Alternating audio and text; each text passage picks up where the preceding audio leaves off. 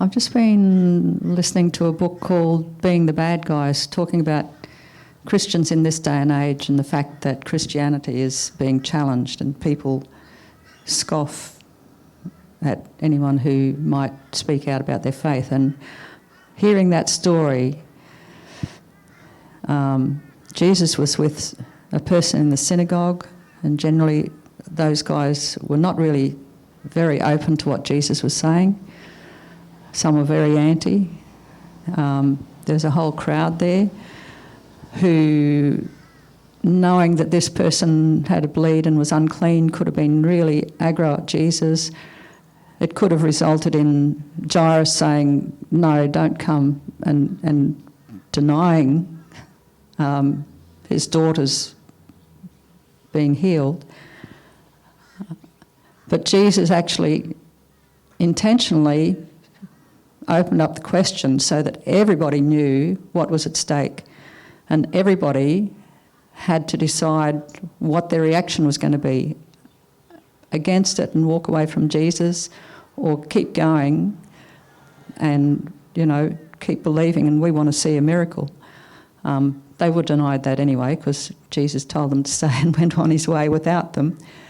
But it was, for me, I'm thinking, well, in our lives and situations, there are lots of times where we can see that there's a conflict, there's people around who disbelieve, and we'll be quiet because we don't want to get into that sort of aggro situation.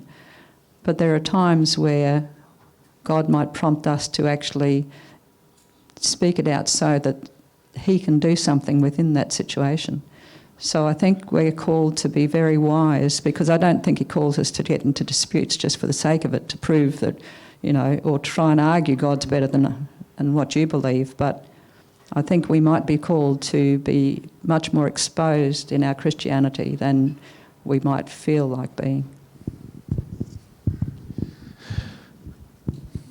Someone else who'd like to share. This is how I was touched today. Laurie.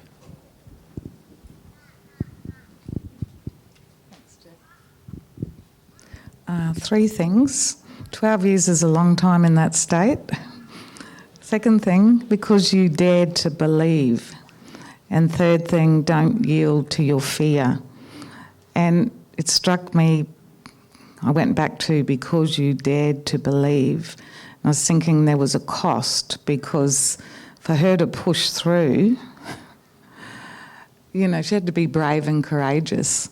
But I also thought of the power in the word believe, because there was power. There is power in the word believe, and God says believe and receive. It's like, wow, it gives you that tenacity to push through a crowd and go against whatever's happening in your, to actually do it. So three things. Long time in that state, because you dare to believe, and don't yield to your fear.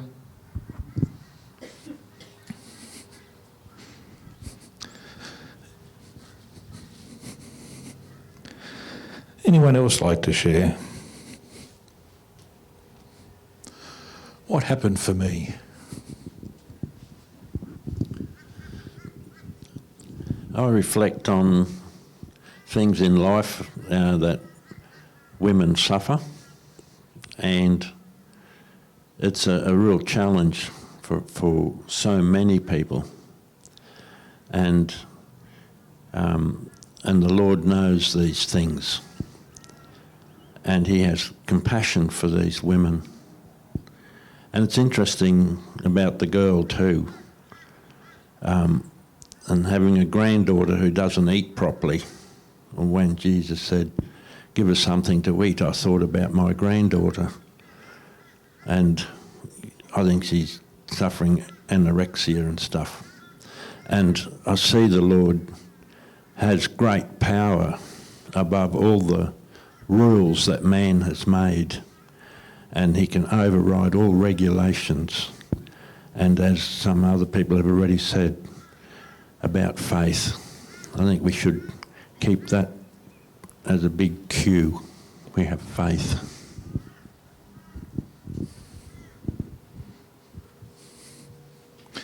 Elspeth.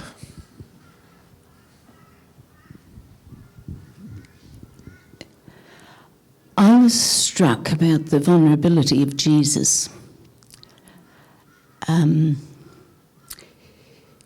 12 years is a long time, and it's quite reasonable to say somebody's going to give up their faith in that time. Or being confronted with the message that your daughter's already died, it's very easy for somebody to say, well, thanks, Jesus, but, it's too late. But he chose to do things like that. He chose, as you pointed out, to make himself vulnerable to the accusation of being unclean. He chose to make himself open to the accusation of not treating important people with the speed they deserved, and it's therefore his fault that the daughter died. There are all sorts of things, even in our lives, while we can look from our point of view and say, why have you taken so long? And from our point of view, our suffering is in the forefront. We are not seeing it from the other side of, I wanted to increase your faith so that you could do this. I'm willing to wait until you're willing to listen. I'm willing to wait to do something that's more amazing than you ever thought, and then I'm willing for that not to be told so that I'm not justified.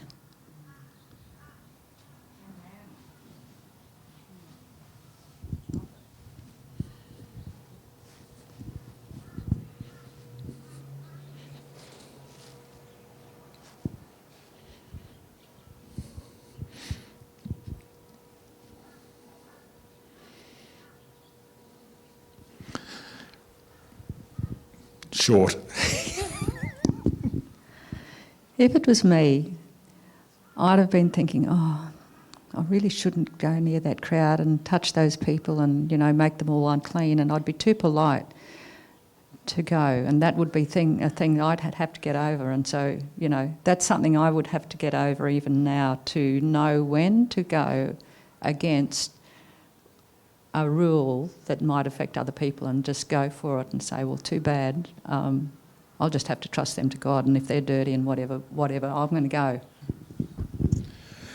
Yes, and remembering, she would have been known. This is her village. She would have been known. They would have known. Everyone. So when she's pushing through the crowd, people are knowing.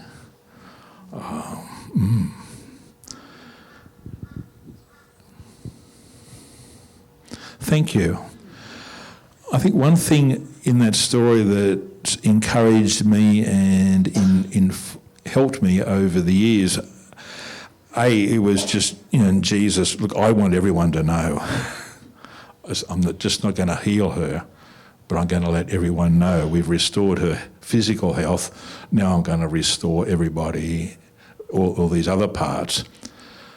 And everyone's going to know what I think about her and that she matters. The other thing is, and I've seen a lot of churches fall into this dilemma. Friends, Jesus was not made unclean by the uncleanness of the world, because he stayed true to being a son of God. He stayed true to following the way and the truth and the life of God. This carpenter's son from Nazareth couldn't be made unclean while he was staying in God. And I think that's the message for us as a church in the world. No matter what is out there that we might think is unclean or unholy or whatever negative word you want to put on it, when we stay true to God, then the uncleanness of the world cannot affect us, the body of Christ. Now, there's some dangers in saying that because we could all get complacent.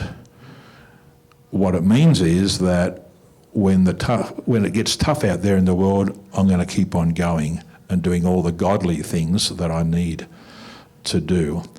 But I think it's an encouragement for us, brothers and sisters, that for whatever work God is going to call us to do in the world cannot make the body of Christ unclean as long as the body of Christ stays true to God. What did we hear in our song today, in our psalm?